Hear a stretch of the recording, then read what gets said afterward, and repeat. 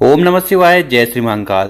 अगर आपका व्यापार कम चलता है या आपकी जो कामना है वो अधूरी रह जा रही है तो गुरुजी बताते हैं कि कामना पूर्ति के लिए शमी के पत्र वाला ये विशेष उपाय जरूर करना चाहिए, क्योंकि ये जो उपाय है ये सदा बहार है। किसी भी दिन इस उपाय को कर लीजिएगा, उसके बाद आपकी जैसी भी कामना है, जैसी भी इच्छा है वो जरूर पूर्ण होगी। तो पूज्य गुरुजी की कथा को सुनकर ही ये उपाय बहुत अच्छे से समझाएंगे। उसके पहले इस वीडियो को लाइक कर दें और चैनल पर नए हो तो सब्सक्राइब जरूर करिएगा। तो इस उपाय को करने के लिए हमें क्या क्या सामग्री की ज़रूरत है वो देख लीजिए। तो सबसे पहले हमें लेना है शमी का पत्ता। ठीक, तो जो शमी का पत्र आता है, पत्ता आता है, वो आपको ले लेना है। कितना लेना है? तो इस उपाय में आपको 9 पत्ते लेने हैं।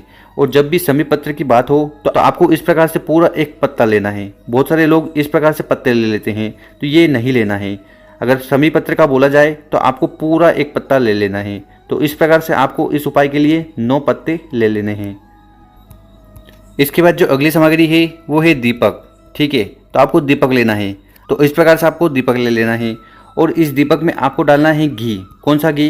तो गाय का जो शुद्ध घी आता है वो डाल लीजिएगा। और इसमें जो बत्ती लोगे, ये जो बत्ती होती है जलाने वाली, इसको आपको लेनी है गोल। ठीक, क्योंकि ये जो उपाय है हम शिव मंदिर में जाकर शिवलिंग के सामने करेंगे, तो यहाँ पर आपको गोल बत्ती ले लेनी है।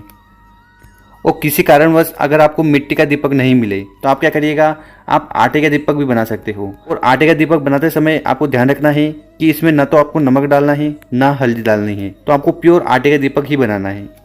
इसके बाद जो अगली सामग्री है वो है लोटा। तो आपको तांबे का लोटा ले लेना है और इस तांबे के लोटे में आपको अपने घर से जल भर लेना है। गुरुजी कहते हैं कि जल को विशेषकर आपको अपने किचन से भरना चाहिए, क्योंकि यहाँ से जल भर कर लेके जाते हैं तो हमारे घर के जो दोष हैं, जो समस्या है वो खत्म होती है। फिर इसके बाद इन सामग्री को लेकर हर बार की तरह आपको पहुँच जाना है शिव मंदिर। इस उपाय को आप सुबह चाहो तो सुबह कर लीजिएगा, शाम को चाहो तो शाम को कर लीजिएगा। शिव मंदिर में जाकर सबसे पहले आपको उत्तर दिशा की तरफ मुँह कर खड़े हो जाना है। और इसके बाद क्या करिएगा कि इस लोटे में से जल उठाइएगा और जो 9 शमी पत्र हैं उनके ऊपर आपको जल का छिड़काव करना है। कहने का मतलब है उनको आपको थोड़ा गीला करना है। ठीक, तो उनको आपको गीला कर देना है। और इसके बाद जो जल का लोटा आपके पास है, इस जल के लोटे को उठाना है और इसको शिवलिंग के ऊपर समर्पित कर देना है, श्री शिवाय नमस्तुभ्यम का स्मरण करते हुए। और यहाँ पर शिवलिंग पर जब भी जल चढ़ाएं उसकी जो धारा है वो बहुत ही स्लो होनी चाहिए। और गुरुजी जानकारी देते हैं कि जल को चढ़ाते समय उसकी धारा स्लो होनी चाहिए, ताकि आप अपनी कामना भी कह लें और 11 बार श्री शिवाय नमस्तुभ्यम का स्मरण कर लें। तो इस प्रकार से आपको उस लोटे के जल को शिवलिंग पर समर्पित कर देना है। और इसके बाद क्या करिएगा कि आपके पास जो शमी पत्र हैं उनमें से 5 शमी पत्र आपको उठा लेना है। उठाकर अपने हाथ में रख लेना है और हाथ में रखते हुए आपको कामना करनी है।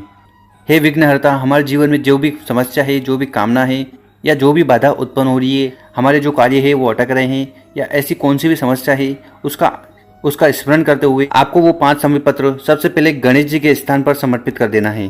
तो शिवलिंग का जो सीधा वाला भाग है यही गणेश जी का स्थान है, यहाँ पर आपको 5 शमी पत्र समर्पित कर देना है ओम गण गणपताय का स्मरण करते हुए। और अगर आप ये उपाय अपने बच्चों के लिए कर रहे हैं तो यहाँ पर उनके लिए कामना कर लेनी है कि हमारा बच्चा बिल्कुल पढ़ाई में ध्यान नहीं देता, उसके जीवन में विवेक और बुद्धि की कमी है, तो हे विघ्नहर्ता, हे गणेश जी उन पर दया करें। और अगर आप ये बिजनेस अपने पति के लिए कर रहे हैं, ठीक है, तो उस समय आपको वहाँ पर फिर कामना करनी है कि हे विघ्नहर्ता, हमारे जीवन में जो समस्या चल रही है, धन से लेकर दौलत से लेकर या व्यापार में समस्या चल रही है, तो उसमें वृद्धि हो। तो ऐसी कामना आपको वहाँ पर कर लेनी है। इसके बाद आपके पास बचे हैं 4 शमी पत्र। ठीक है, तो इन 4 शमी पत्र में से आपको 3 शमी पत्र उठाना है और इन 3 शमी पत्र को आपको समर्पित करना है। कहाँ समर्पित करना है? तो शिवलिंग पर। तो इस प्रकार से शिवलिंग पर इन 3 शमी पत्र को समर्पित कर दीजिएगा। इसकी जो डंडी होगी वो जलाधारी की तरफ होगी और जो पत्ती की साइड होगी वो आपकी तरफ होगी। तो इस प्रकार से आपको ये 3 शमी पत्र समर्पित कर देने हैं। इसके बाद आपके पास बचेगा एक शमी पत्र और। ठीक है, तो उसका क्या करना है वो ध्यान से सुनिएगा। देखिए, मान लीजिए ये शिव मंदिर है, ठीक, यहाँ से आप एंट्री लेते हो तो यहाँ पर जो चौखट होती है, ठीक, इस चौखट पर आपको ये दीपक जलाना है। किस साइड जलाना है? तो आपके सीधे वाले हाथ पर इस दीपक को रख देना है और जला देना है। और जलाने के बाद जो एक शमी पत्र है वो उसमें आपको समर्पित कर देना है श्री शिवाय नमस्तुभ्यम का स्मरण करते हुए। तो इस प्रकार से आपके पास जो 9 शमी पत्र हैं उनको आपने अलग अलग स्थान पर समर्पित किए। तो पहले 5 शमी पत्र गणेश जी के स्थान पर, 3 शमी पत्र शिवलिंग के ऊपर और 1 शमी पत्र आपने यहाँ समर्पित कर दिया। बस ये उपाय कर लीजिएगा। इसके बाद आपके मन में जो भी कामना है, जो भी इच्छा है या जो भी समस्या आपके जीवन में आ रही है और आप चाहते हो कि उससे आपको मुक्ति मिले, वो चाहे धन से हो, दौलत से हो, व्यापार से हो कैसी भी समस्या है उसका स्मरण कर कर आपको भोलेनाथ से कामना कर लेनी है। आपकी वो समस्या जल्द से जल्द खत्म होगी। अब आपका सवाल होगा कि इस उपाय को कब करना चाहिए। तो इस उपाय को आप किसी भी दिन कर सकते हो, पर अगर आप गणेश जी के लिए उपाय कर रहे हैं तो चतुर्थी वाला जो दिन होता है, हर महीने चतुर्थी आती है, तो उस दिन कर लीजिएगा।